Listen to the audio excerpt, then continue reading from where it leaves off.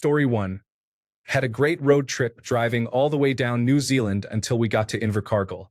It has the weirdest aura of menace there. People staring with blank looks, groups of young men following us coincidentally appearing several times and having to avoid bumping into them as if they were trying to start trouble or pickpocket.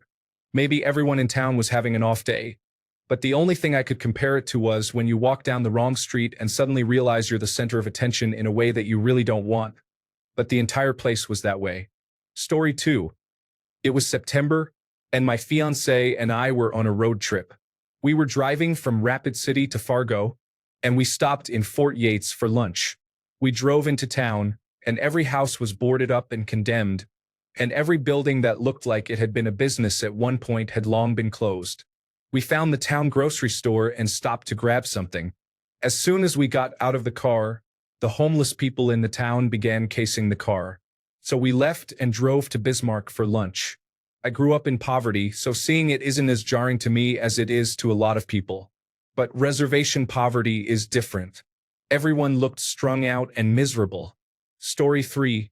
In fairness, it only has a population of about 300, but I had to stay there for a couple of weeks for work. The only motel in town was infested with scorpions, climbing up the walls, behind the furniture, and eventually in my bed. Story 4. Morecambe, United Kingdom. Practically the type specimen of a rundown English seaside town. It's a terrible place in every way. And the beach has substantial areas of quicksand, though as you vanish into the ground, you might think that a preferable fate to staying in Morecambe. Story 5. There is pretty much nothing to do in the Cayman Islands when it is raining, so naturally, it rained the entire time I was there. It did not help that everything is insanely overpriced, the public transport is awful, and road safety is practically non-existent. Story 6. I had a good trip overall, but I accidentally drove a car with a Nigerian flag painted on it through an anti-Nigerian riot in Ghana. That was not enjoyable. Story 7. I had to go to Bakersfield, California, for work once. That place is just depressing. Also, at the time there was a heat wave with temperatures reaching well over 110 degrees Fahrenheit, so double fail. Story 8. We gave some places a wide berth the 2 nights we were there, so we didn't see the worst things that I'm sure go on there. But it was in the air. The sleaze and the vice felt omnipresent. Imagine a Liam Neeson or Charles Bronson vigilante movie set in a beach town run by a vaguely Eastern European mob, and you're imagining Sihanoukville. Story 9. Delhi, India, 2009. Even in the airport, there was no concept of personal space, and random men would be practically on top of you. The smell of body odor was overwhelming. Once we stepped out of the airport, it was hot and muggy, intensifying all the smells of rotting trash and sewage. The streets were insanely crowded, with people and cows walking in and out of traffic, and families with more than 5 people riding on a single motorbike. Upon entering this clustered traffic, people and children were trying to open the cab doors, making international signs for money and food. My dad gave us all cash to pass around. One of the people who approached the car window on my side was a little girl around 7 years old, carrying a baby that was clearly deceased. People with horrific disabilities sat on the sidewalk begging for money and grabbing at you. Men ogled you and attempted to subtly grab you as they passed. Keep in mind, I was still a minor when we went. Alongside the malnourished children, rats, and garbage were beautiful and well-kept mansions with high walls and gates. A shocking contrast. It was the worst place I have been out of more than 30 countries because it was breathtakingly sad. The wealth disparity, pain, and hygiene, it isn't their fault. I love so much of the culture, the food, the history, and the natural beauty, but in Delhi it was overshadowed by the byproducts of poverty. Story 10. Cambodia. I continued my trip from Vietnam to check it out without really knowing much about it. It is the most depressing country I've ever been to. They are still suffering the consequences of the genocide and are being taken advantage of by their bigger neighbors, Vietnam and China. I met a normal brother and we traveled together for a bit, but other than him, I met a lot of really unpleasant people traveling there for sex or drugs. I feel bad for them.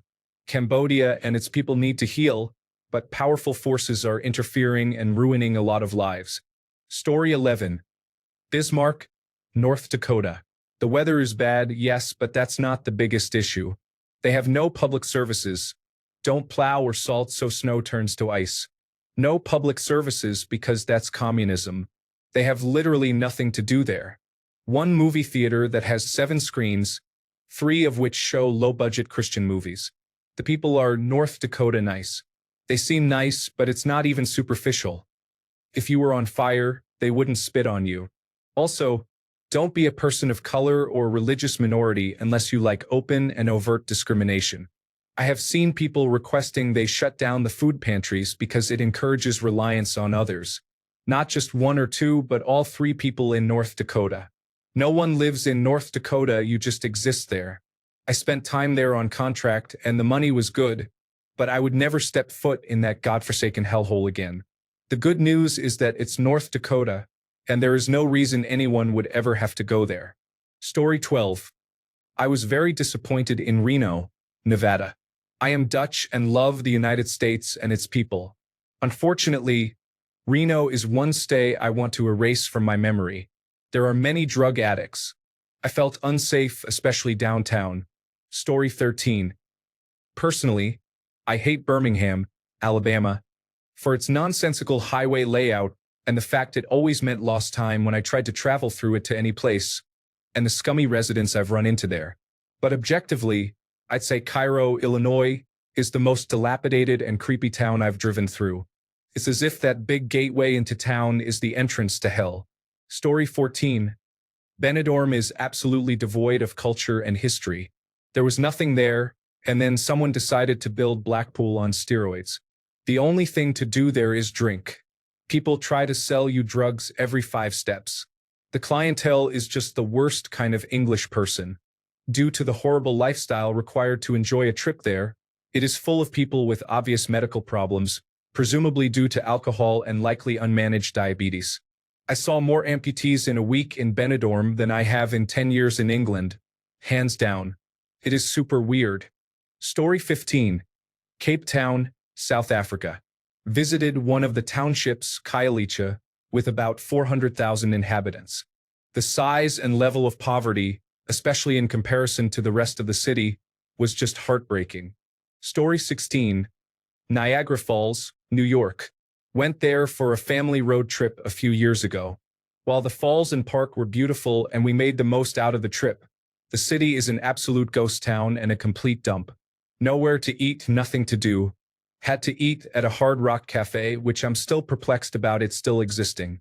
We couldn't figure out why so many hotel reviews warned us about vagrants or where to safely park your vehicle or walking at night, but once we got there, we figured out why. Buffalo Museum of Science was a gem. Story 17, Orlando. I don't mean the parks, I mean the time I happened to be in Orlando outside of them. I've never been anywhere else where so many people are so consistently aggressive and mean.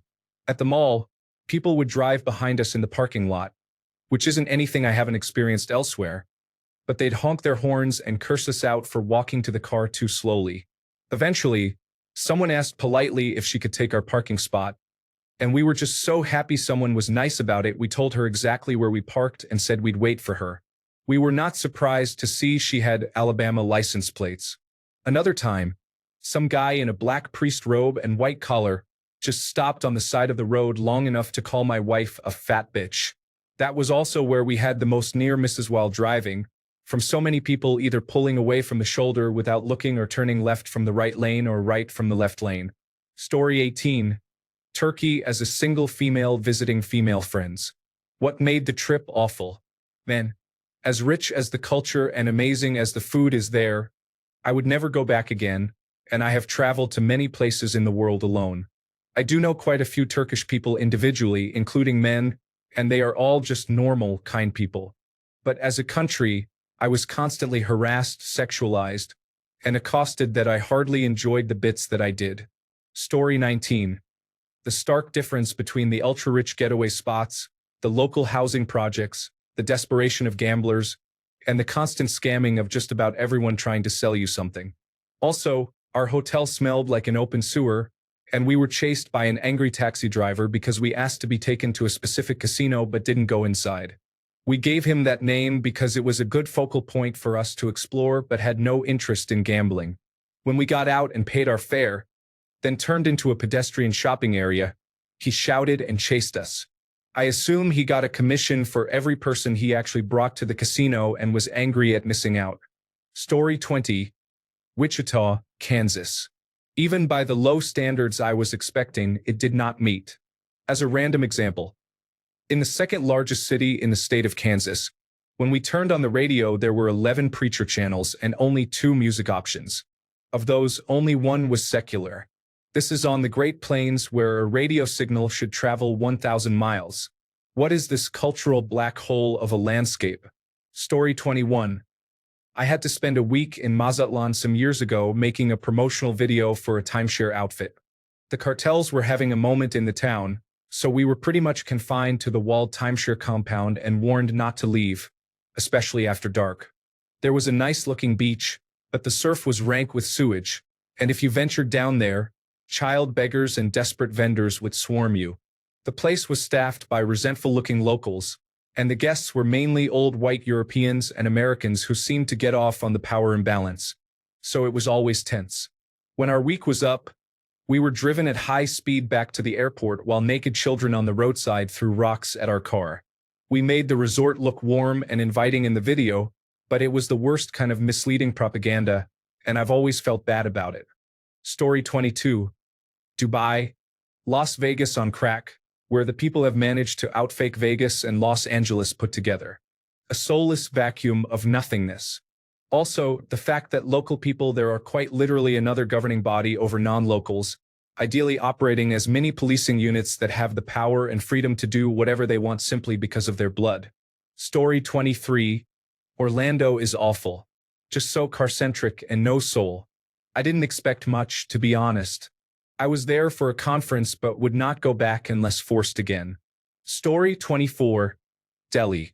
I cannot believe there have not been more mentions of this. It is absolutely terrible, from the pollution to the poverty, to the constant insane traffic and road noise. Add to that the inability to breathe clean air. To top it all off, my girlfriend has probably felt the most unsafe she has ever felt as she gets stared at by 30 grown men at a time. The way the rich treat the poor is absolutely deplorable, as if they are lower than dirt. Story 25. Mumbai, India. The traffic is chaotic and intentionally loud due to the customary non-stop honking. The water quality is abysmal. Abject poverty is visible everywhere. Getting anything done is incredibly frustrating. I don't understand it. If I lived there, I would have lost my mind long ago rather than participate in that hellscape of a life. Story 26. Indiana, but specifically Evansville. Broke down there. Walked from the hotel we landed at to a Honda repair shop. My son and I are walking down the side of this major road and the shoulder is carpeted in cigarette butts. And I mean carpeted. For 2 miles it looked like someone had poured out the contents of thousands of ashtrays. And those were just the 2 miles we walked. Just a mean, angry town. Story 27. Varanasi, India. Our trip leader decided it would be a good idea for our group to stay in a hotel really close to the main ghat. While cars are banned in that part of the city, scooters are not, and they are blaring their horns constantly. Add to that the constant bell ringing and the sheer number of people, and it is incredibly noisy. I had a street-facing room and couldn't sleep even with noise-canceling headphones on. The people in the alley-facing rooms fared no better, as screaming monkeys were trying to break into the rooms, and at least one person found a nest of dead rats.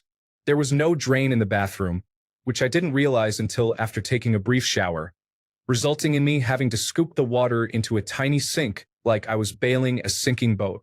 Outside the hotel wasn't much better, not only because of the noise but also the piles of cow dung everywhere and the large open-air crematoriums making it hard to breathe.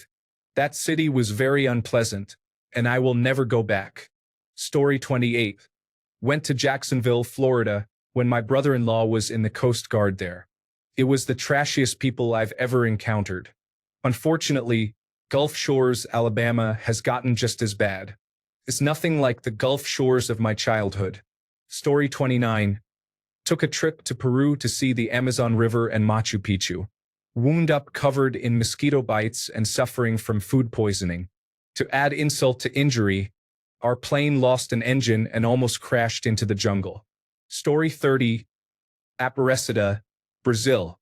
Lots of people harassing you on the streets to buy their stuff, dirty restaurants, including one where a guy pretty much yells at you to come inside, and downright non-existent sidewalks. Inside the cathedral was nice, though. Story 31. There are lots of cool places in Morocco, but this place, outside of the Hotel Grand Hotel Villa de France, literally everything was dirty. Even at the famed Café Haifa, they didn't clean anything. The people were okay but extremely aggressive and not in the same way they were in other cities in Morocco. The whole time there, we basically just wanted to go back to Chefchaouen, Marrakesh, or Casablanca. Story 32. The United States state of Indiana. Absolutely textbook flyover Middle America. Nothing but average clapboard housing, four-way stops, fields everywhere. Saying there's nothing there is being very generous. There aren't any notable focal points or tourist attractions, and there isn't even a foodie scene like some of the other flyover states do have. I now totally understand why American teenagers and young people stereotypically always seem to slide off the rails, doing dumb things and getting into drugs and alcohol. Being brought up in such a boring environment where you can't do anything without a car must really wear you down after a while. I was staying with relatives who have since died on a normal street in a boring, crummy town and was there for 4 days. Absolutely dire, and Indiana was hands down the worst state we went to.